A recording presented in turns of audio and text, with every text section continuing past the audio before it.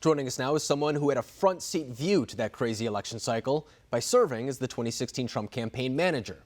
Corey Lewandowski now serves as an advisor to the president's re-election campaign and is with us now. So, Corey, last week we talked to you. It was right before actually the House Intelligence Committee released its latest transcripts regarding to that election. And now we have the pleasure of talking to you following this unmasking news. We now know that the names of about 39 officials involved with the unmasking of General Flynn were on that list. What's your response to all this?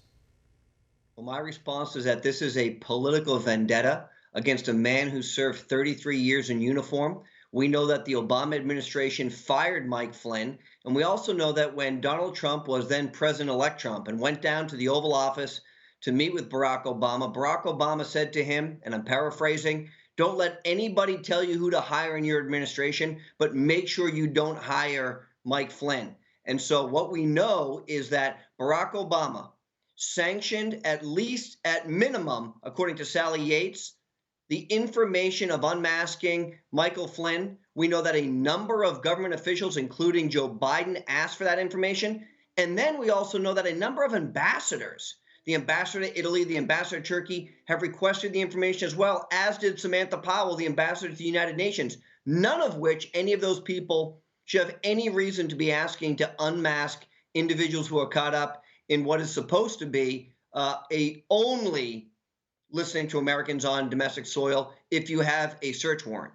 And I think it's important to note, too, that the call that is in question took place after the election. It was during the transition period, and a lot of people used that almost as fuel to ignite the special counsel investigation into so-called Russian collusion taking place during the 2016 campaign. Of course, Robert Mueller came out with his reports saying that that was essentially a hoax. There was no evidence of anybody in the campaign being involved in that whatsoever. And now we see many officials pushing back on the Russia collusion story, like former DNI James Clapper, saying he has no memory of unmasking Flynn. They say that it's routine to unmask these individuals, and that there's nothing necessarily unusual on that list. And it raises the question, then, why have you been lying about it for the past couple of years? But I'll let you respond. What do you make of that? Well, look, it's not normal to have unmasking of American citizens. It's not normal to have 39 different government employees, including the chief of staff to the president of the United States, the ambassador to the United Nations, the ambassador to Turkey, the ambassador to Italy, have access to this information. And remember, this information, as you just alluded to, was taking place after Donald Trump had already been elected president of the United States and before he was sworn in. Michael Flynn had been named the incoming national security advisor. So part of his job was to start that outreach to foreign countries, appointed officials in this country. And part of his course of action would be talking to ambassadors from other countries in this country. There is nothing illegal about that. The fact that they spied on Mike Flynn and then ruined his career, bankrupted him, these people need to be held accountable for that, and not one person has given us a good reason of why all those unmasking requests were ever granted. And when it comes to those unmasking, too, there's another thing that goes along with that, and that's the leaking of the information, is that some of these individuals were leaking selective information to paint a picture that this investigation was moving along further than it actually was without providing the exculpatory evidence. And in fact, the Washington Post, when it came to that phone call, a transcript has since been released saying behind the scenes, they weren't even sure if it was worth covering at the time. It was that little of a story. They weren't sure if there was anything nefarious about it. Of course, they eventually did it in an op-ed, but it was an issue that even the Washington Post was saying, who cares, to some degree, at least a big portion of them. But I want to talk about the media, too, because now we see that former CIA Director John Brennan works for NBC, former DNI James Clapper works for CNN, former Deputy FBI Director Andrew McCabe, also at CNN.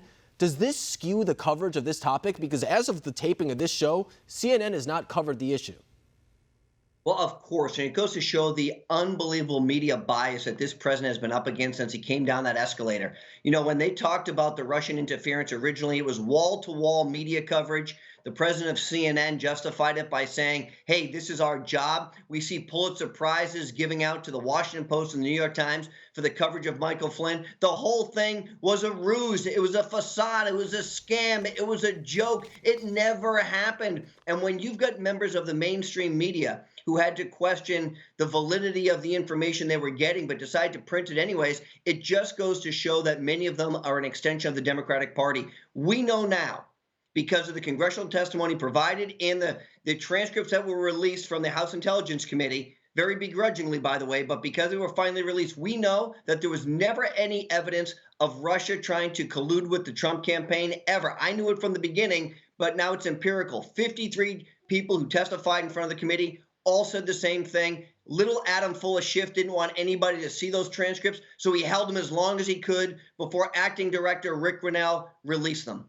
And I think it's worth pointing out, too, that the Russia misinformation campaign was the intent to sow division within the United States. I think they're happy with the results they got stemming from the investigation that went on for 2.5 years, stemming from that very effort. So I think Russia's happy about this divide taking place in the United States, but a lot of people are still wanting answers about what Americans did during that time. Corey Lewandowski, I really appreciate you coming on tonight and sharing your expertise with us. Thank you.